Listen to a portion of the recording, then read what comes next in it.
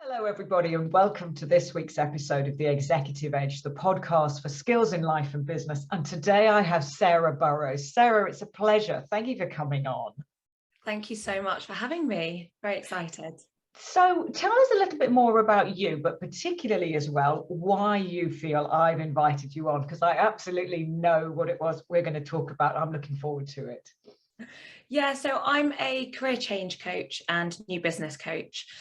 And the main work I kind of specialize in is transition. So if the clients who are feeling unfulfilled, that kind of itch that it's not quite what they want, but they're not so sure about how to move forwards, that is exactly the arena I work in. So yeah, I feel that you invited me on because change, transition, and all the elements that surround that are so pivotal to career change.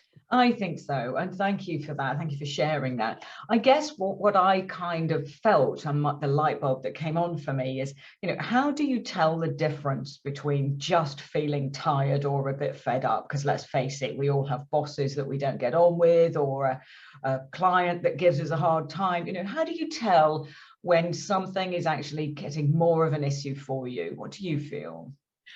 So for me, and a lot of the work that I do it's about pinpointing the problem, because you can't change what you don't know.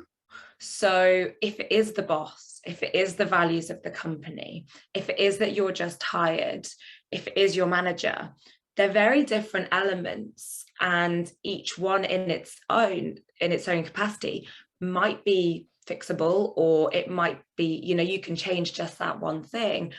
And so when the first step is kind of thinking about what is the problem and what's the output of that? What is that kind of making me exhausted? Is that making me unhappy, irritable? Usually what we find is the output is the thing that we recognize, that we're tired, that we're irritable, that we're exhausted, that we're burnt out, apathetic towards the work.